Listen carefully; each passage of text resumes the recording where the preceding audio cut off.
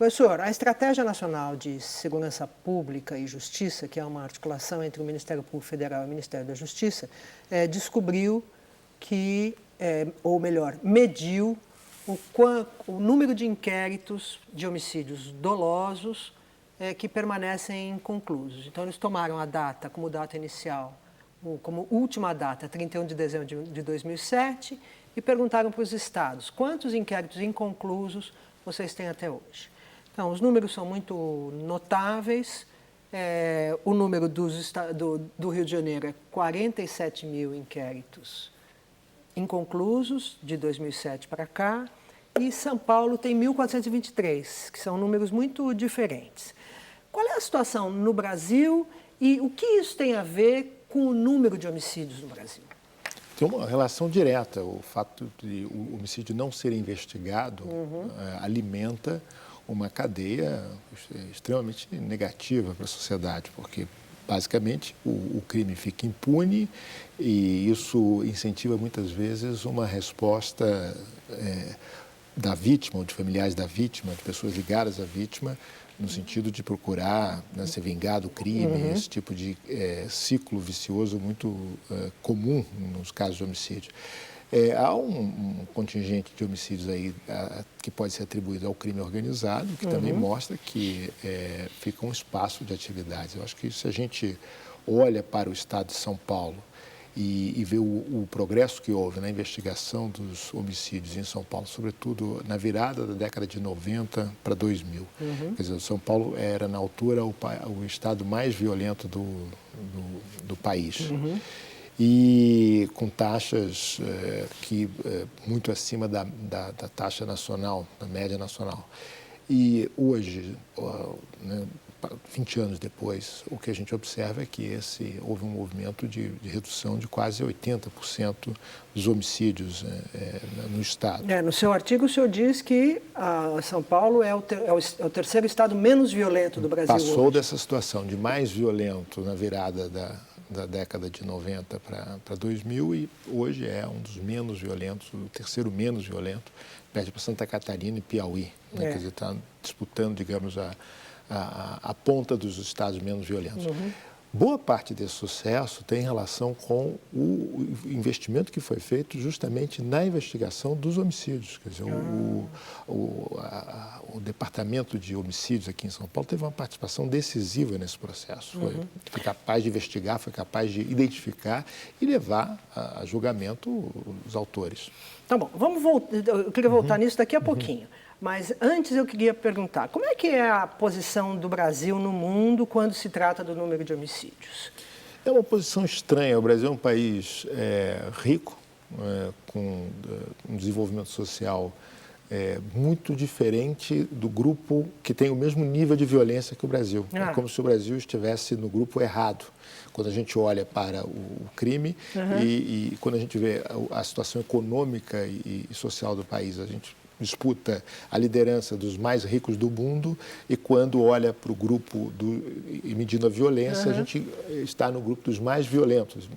Junto com quais outros países? Junto com Colômbia, Serra Leoa, El Salvador, países que não têm nenhuma semelhança com o Brasil em termos de instituições, com a complexidade, com a qualidade que o Brasil tem se comparado com esses países em termos de gerais. Quer dizer, as Forças Armadas são muito mais bem organizadas aqui, as nossas instituições políticas, econômicas são muito mais sólidas e nós temos um nível de violência de país africano e de América Central. Quer dizer, um país afetado por crimes que o Brasil não tem. Quer dizer, o Brasil não tem guerra civil, o Brasil não é rota privilegiada de tráfico internacional de drogas. Não é produtor, né? Não é produtor, tem o azar de ser vizinho de uma região produtora importante, que é a região andina, mas não é produtor, não é um país que tem qualquer semelhança direta com esses países. Quer dizer, El Salvador é um país que vive uma diáspora em termos de imigração para os Estados Unidos, uma forte relação entre os grupos que atuam em El Salvador e atuam na Califórnia, sobretudo, com o tráfico internacional de drogas, México, com todo esse problema de fronteira com os Estados Unidos, Colômbia, que é uma região produtora, na África, os conflitos civis. Então, o Brasil não tem semelhança com esses países. E, no entanto... Está nesse grupo. Que é dos 5% mais violentos do mundo. Entre 5% e 10%, depende do ano, a gente fica ali entre os 5% a 10% mais violentos do mundo. Bom, isso é uma notícia... Uma discrepância. Uma discrepância. Uma complicação. E que faz uma complicação que sugere que o problema está em um conjunto específico de instituições, as instituições de justiça criminal. Alguma coisa na forma como a gente organiza a justiça, as polícias, a nossa política penal, o nosso código penal, tem nos prejudicado. Quer dizer, esse eu acho que a grande conclusão dessa simples comparação entre a nossa riqueza como economia, como sociedade e o nosso nível de violência. Quer dizer, a gente está num caminho, numa posição estranha, porque alguma coisa nas instituições que são, digamos, específicas para controlar esse problema e regular esse tipo de conflito não tem funcionado adequadamente. Tá. E onde que está, o senhor acha, em termos de prioridade nacional, que lugar ocupa a solução desses problemas de justiça criminal? Eu acho que não ocupa o lugar que precisa. Tá. Que o país não tem uma situação muito delicada. Quer dizer, a questão das fronteiras é muito delicada. Eu acho que as Forças Armadas precisam receber um investimento significativo para enfrentar essa tarefa de forma patrulhar as fronteiras, patrulhar, de ter condições meios. Tem feito um trabalho notável com os recursos disponíveis, mas eu acho que o nível de investimento necessário é significativo. A gente precisa sair de uma zona de conforto, de um dinheiro que ele não é um dinheiro produtivo, não é tão bom quanto gastar com educação, gastar com saúde, gastar com segurança. Nenhuma sociedade gosta de alocar dinheiro nesse tipo de assunto. Mas hoje, sem segurança, é difícil imaginar como saúde e educação serão entregues justamente nos bairros mais pobres das capitais brasileiras. Porque essa é uma situação que afeta diretamente o ir e vir, o acesso à escola, o serviço de saúde, quer dizer, tudo isso fica prejudicado pela falta de segurança.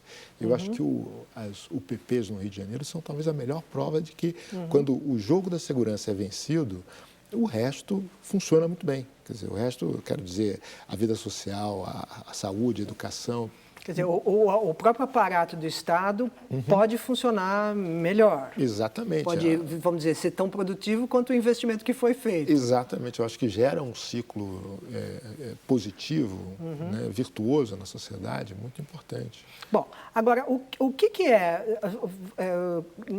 no começo da nossa conversa, você falou em São Paulo como um ponto muito diverso, né? Um estado em que a situação é muito diversa.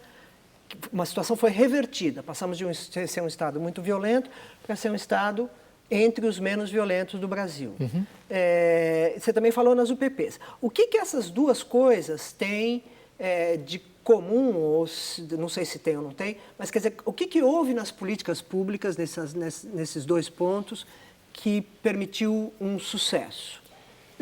Eu acho que o que essas duas iniciativas têm de comum é o fato seguinte, que foi feita uma opção não por esperar grandes reformas. Eu acho que o Brasil gastamos 10 anos, 15 anos preciosos pensando o seguinte, não é possível conseguir nenhum resultado sem grandes reformas na estrutura das polícias. Havia aquele debate, é necessário unificar as polícias, é necessário estabelecer o ciclo completo, quer dizer, um grande debate sobre mudanças constitucionais difíceis de serem negociadas, difíceis de serem aceitas pelas polícias, pela justiça, envolvendo interesses muito cristalizados. Enquanto isso, Rio de Janeiro, com as UPPs, fez um caminho diverso. Fez o seguinte, olha, a polícia tem muitos problemas. A Polícia Militar do Rio de Janeiro tem uma infinidade de problemas. Não dá para resolver, mas dá para eleger uma prioridade clara, dá para formar um contingente específico para atuar nas áreas controladas pelo crime organizado, o tráfico de drogas e as milícias, recuperar esses territórios, pacificá-los. E isso é possível com toda a precariedade que existe e continua existindo nas polícias do Rio. Na Polícia Carioca. Mas a política está lá. Eu acho que São Paulo, o caminho foi 2 décadas antes, foi o mesmo. O que São Paulo fez de São diferente? Paulo fez... primeiro investigou o homicídio. Investigou, que você já tinha mencionado. Em segundo lugar, fez uma revolução silenciosa no âmbito da Polícia Militar. Realocou o efetivo da Polícia Militar de forma a preencher as manchas criminais do Estado e a população. Isso, eu digo que foi uma revolução silenciosa porque levou um tempo muito longo. Porque é muito difícil você simplesmente realocar efetivo de polícia militar, porque os interesses estão muito consolidados aí também. Você vê o prefeito falar, olha, você vai perder uma companhia no seu município aí do interior, porque não tem crime, a gente resolve o problema. A gente vai tirar daqui e vai botar em outro lugar, na região metropolitana, que está muito violento. O prefeito vai falar com o governador, vai reclamar. Então, o que a Polícia Militar fez foi esperar a saída, que acontece naturalmente dos policiais, e abrir vagas só naqueles lugares necessários. Então, foi um ajuste por rodízio. Por exemplo, não sabia disso. Eu acho que foi um pouco o estilo da Polícia Militar de São Paulo, fazer muita coisa em silêncio, assim, uma coisa meio mineira.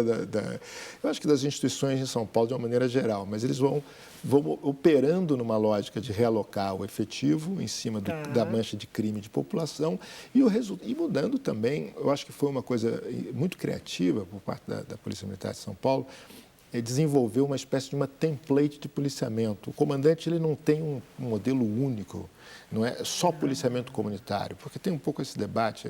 Os acadêmicos tendem a olhar para a polícia e falar o modelo de policiamento comunitário é necessário. Nem sempre. O policiamento tático, agressivo, em áreas de alta incidência criminal, a ROCAM, a ronda escolar, quer dizer, são modalidades de policiamento à disposição do comandante e ele combina de acordo com as características. Tem área que é 100% comunitário, tem área que é 10% comunitário e 90% força tática patrulhando, ROCAM, que são formas mais agressivas de patrulhamento em regiões mais conflagradas, com um nível mais alto de criminalidade. Então, esse foi uma vantagem do ponto de vista de ter recursos no terreno à disposição do comandante de cada batalhão, que pudesse compor aquilo que é adequado à sua região. E um efetivo também adequado. Então, e outra coisa, para completar o ciclo que eu acho que explica o sucesso paulista na redução dos homicídios, a política de condenação efetiva de autores, de crimes, quer dizer, principalmente homicídio, mas não só, quer dizer, o tráfico de drogas, o porte de armas. Se a gente olha o histórico de prisões realizadas pelas polícias de São Paulo, é notável a diferença com relação ao restante do Brasil. Agora, não basta só a polícia prender, precisa que o Ministério Público faça uma denúncia coerente que permita ao juiz condenar. Exatamente. Não é isso? Então, Isso implica que toda a cadeia tem que funcionar. Exatamente. Quer dizer, essa é uma precariedade nacional, mas é muito menos uma precariedade paulista. Quer dizer, eu diria que São Paulo tem essa posição singular, tem um sistema, tem um Ministério Público e uma Justiça que trabalham mais pela condenação. Né? Tá. Bom, agora, ainda vamos voltar nisso. Mas do que você está me dizendo, que a principal mudança no Estado de São Paulo foi a mudança da Polícia Militar, junto com a investigação, que é atributo da Polícia Civil, né? Você também está contando, então, que o policiamento ostensivo importa. Importa muito. O ostensivo é a linha de ataque principal, é onde você vai encontrar a arma, onde você vai encontrar o foragido, o que atende a população que precisa de pronto atendimento. Quer dizer, eu acho que o policiamento ostensivo é uma operação das mais complexas e o fato de São Paulo ter essa característica, assim, ter o policiamento ostensivo presente, se a gente compara um simples passeio pela área urbana de São Paulo e do Rio de Janeiro, revela uma diferença brutal do ponto de vista de presença. E isso que você está falando que é o efetivo. É o efetivo, quer dizer, tem um a presença no campo, tem um efetivo bem alocado, treinado e em condições de exercer esse patrulhamento. E mesmo assim, veja as dificuldades com ondas de crime, como arrastão, assalto. Que nós estamos vivendo agora. E quer dizer, mesmo com essa vantagem, quer dizer, ainda não está longe de chegar a uma zona de conforto efetivamente, na qual a gente pode afirmar, bom, chegamos a um nível de excelência que permite relaxar com relação a temos o controle do território do crime, não é essa a situação ainda, mas é notável que a vantagem que o Estado tem com relação principais estados do Brasil, não é só o Rio de Janeiro, não. Agora, então, você falou muito na Polícia Militar, né? Quer dizer, que o comandante tem à disposição, que a política da Polícia Militar foi ir realocando o seu efetivo, etc. Então, tem uma inteligência na Polícia Militar própria dela, como instituição? Tem. Ou você acha que é o secretário de Segurança Pública ou o governador? Como é que é? Eu vou falar um pouco da minha experiência com policiais militares na universidade. Eu tive 5 alunos no mestrado e doutorado em ciência política, que são oficiais da Polícia Militar de São Paulo. Eles foram alunos de primeira linha na universidade, quer dizer, homens e mulheres, quer dizer, pessoas que hoje estão estão chegando, o mais antigo deles está chegando a coronel, chegou a coronel agora, virou coronel, e outros estão ainda tenente ou capitão, então estão em função intermediária. E trabalhando justamente nessa parte de análise de informação, planejamento, que é onde a universidade pode ajudar com a qualificação para a coisa do análise de dados, ferramentas analíticas sobre o crime que ajudam no planejamento e desenho. Agora, eu acho que isso é um grão de areia, eu acho que na inteligência, na capacidade que a Polícia Militar de São Paulo tem demonstrado ao longo dos anos nessa relação de jogo de xadrez com o crime. Né? Quer dizer, você muda o seu modo de policiar, o crime muda a forma de atuar. Quer dizer, é uma longa... erro e tentativa de políticas que vivem momentos de crise, como eu acho que é o momento que estamos. Então, o que está acontecendo agora? Agora eu quero dizer, faz talvez 3 trimestres que os números do homicídio em São Paulo estão crescendo, não é isso? Ou eu estou enganada? Ou as últimas 2 ou 3 vezes que saiu esse noticiário... Tá certo. Então, o que pode estar havendo? E agora, nesse momento, a gente está enfrentando esta particular crise. Com relação ao homicídio, é mais fácil a gente entender o que está acontecendo. O homicídio, ele chegou a um ponto muito baixo, ele tem uma base quantitativa muito pequena. Então, o número de homicídios é pequeno em São Paulo, no estado. Então, qualquer movimento que a gente, num período, por exemplo, 3 meses, 6, mesmo semestre, pode produzir diferenças na estatística a mais. Mas a gente não deve se alarmar, então, digamos. Eu acho que a gente tem que esperar o ano, quer dizer, é o sinal de que não está indo bem, que precisa ver onde é que esses crimes estão acontecendo, fazer o mesmo estilo de, digamos, de responder ao fenômeno com planejamento e inteligência no sentido de alocação de efetivo e principalmente análise de modus operandi, né? O que está acontecendo, onde a polícia pode entrar, principalmente a polícia militar, de forma preventiva para cortar esses ambientes e situações e processos favoráveis ao homicídio.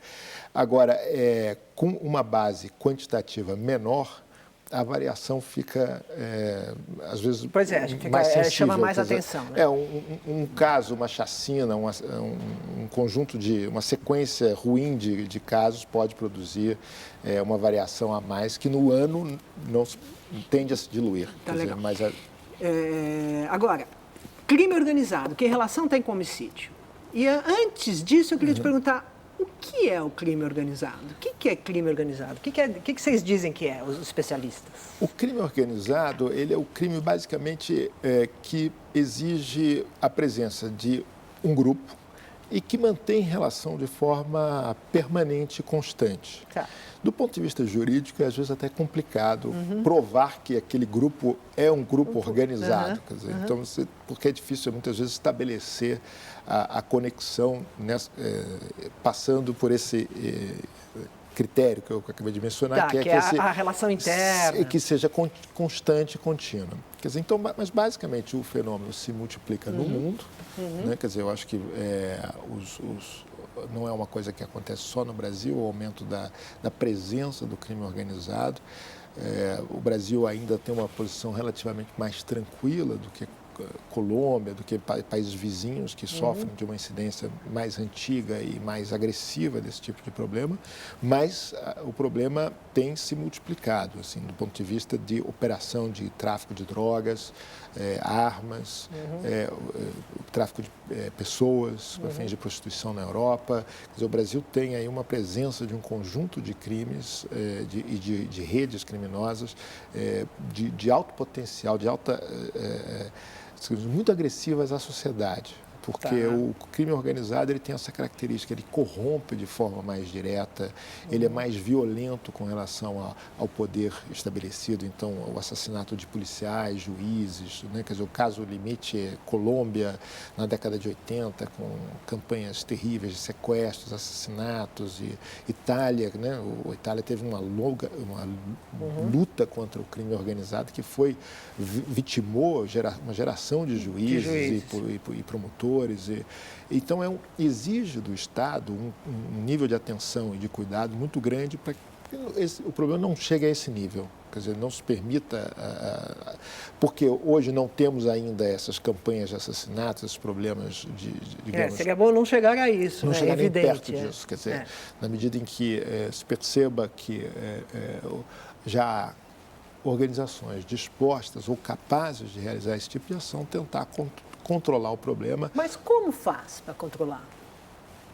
Primeiro, não adianta só investir na coisa das polícias dos estados. A Polícia Federal tem um papel decisivo. Segundo, o Exército e Forças Armadas não gostam dessa missão, mas... Você acha que as Forças Armadas... Isso me surpreendeu no seu texto. Você acha que as Forças Armadas têm que participar disso?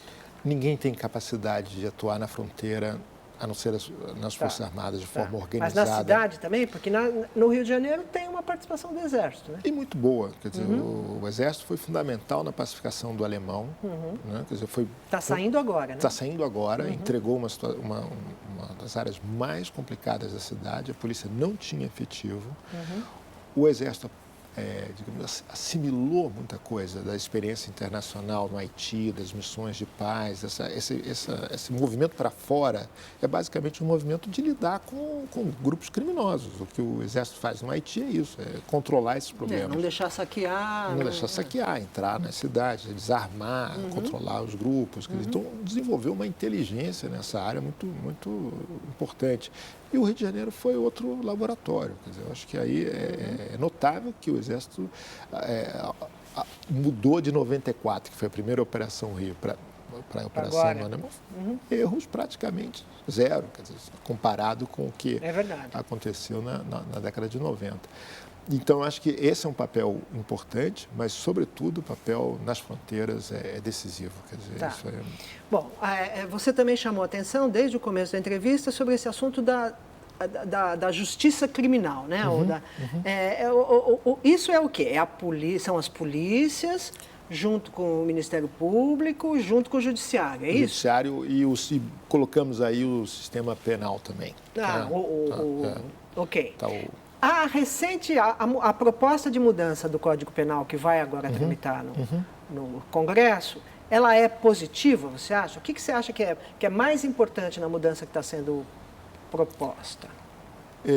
Você ficou satisfeito como especialista? Não exatamente. Então vamos lá. Algumas áreas eu acho que há coisas muito importantes, muito positivas. E podemos falar dos aspectos positivos, eu acho que merecem apoio. Eu acho que o crime de jogo hoje no Brasil, ele é o principal pilar do crime organizado no Brasil. E ele é tratado como contravenção. Então, essa mudança... que é o jogo do bicho. O jogo do bicho. Tratar o jogo... Que é visto como uma coisa que não tem importância. Que não tem importância. Isso era, talvez, a realidade na década de 40, não sequer... Tenho certeza que se era assim, não... O Michel Misse, que é um pesquisador da UFRJ, tributa até o fato do Rio de Janeiro ter um crime organizado já na década de 60 e 70, né, por conta do jogo do bicho. Isso teria impulsionado os homicídios, o crime, a escalada. Deu uma base, uma espécie de uma infraestrutura. Por isso que o Rio começa antes de São Paulo, tem um problema muito sério já na década de 70, início da década de 80. E São Paulo só vai chegar nesse nível já no final dos anos 90. Enfim, quer dizer, isso aí é uma presença importante que tem que ser atacada. Eu acho que o novo Código Penal prevê justamente a transformação desse artigo em passa de contravenção a crime. Tá bom. Né? Eu acho que, de uma maneira geral, essa reforma do Código Penal vai sofrer a revisão no Congresso, é que os juristas têm uma tendência a pensarem muito que as penas não são efetivas como mecanismo de controle do crime. Eu diria que o pensamento jurídico hoje... É de que as penas têm que ser mais brandas. Mais brandas, que elas chegam tarde demais na vida do infrator, que quando chegam só desorganizam ainda mais a vida dele. Então, há uma desconfiança com base em muita reflexão, muita pesquisa. Não é que isso não seja uma posição importante, mas de que as penas não são efetivas. E do ponto de vista, digamos, de uma economia do crime, a pena é a base para a sociedade sinalizar o custo do crime. Perfeitamente. Então, eu me alinho mais com uma visão mais dura, mais mecânica do problema da pena. Quer dizer, eu acho que a pena ajuda ao trabalho de polícia, quer dizer, o fato de vários, por exemplo, comportamentos em áreas públicas, como consumo de drogas em áreas públicas, ter sido continuamente objeto de penas cada vez mais brandas, tende a enfraquecer muito o papel das polícias nessa aproximação do problema. Praticamente a polícia se afasta porque diz, olha, isso não é comigo, é assunto de saúde. Eu vou ficar aqui na minha parte, que é o tráfico. Nós estamos no fim do programa. Não vou interromper, mas nós estamos no fim. E eu acho que esse desequilíbrio, por exemplo, nas penas para o uso de drogas em áreas públicas precisaria ser equilibrado. Tá legal. Então, esse que você está dizendo que talvez seja o principal problema do novo Código. O principal problema é que abrandou penas que ainda acho que precisariam ser duras. Tá bom. Nós temos 2 minutos agora. E a minha pergunta é, o Brasil quer uma nova posição no cenário internacional. A TV Cultura até tem um programa só para tratar disso, chamado Legião Estrangeira. Com estes índices de criminalidade, especialmente com esse número de homicídios, o Brasil pode aspirar efetivamente a essa nova posição? Olha, se entrarmos no G8, seremos uma aberração. Se entrarmos no Conselho de Segurança da ONU, seremos uma aberração. Porque entre os outros, em relação aos pares. Então, nós queremos entrar num clube, mas não fizemos o dever de casa ainda, que é arrumar esse nosso sistema de justiça criminal, diminuir os homicídios. E é possível. São Paulo, Rio, vários estados mostram que ações, políticas públicas bem focalizadas, concretas, de segurança pública, produzem resultados. A gente não precisa esperar nenhuma grande reforma, dá para começar já, e aí o Brasil vai ter condições de entrar nesses clubes, né, com muito mais autoridade. Quer dizer, nesse sentido, São Paulo é um bom exemplo, quer dizer, leva tempo, mas faz. O Rio também está no mesmo caminho, caindo homicídio, também está mostrando que é possível. Professor Piquet, muito obrigada pela entrevista. Obrigado a você.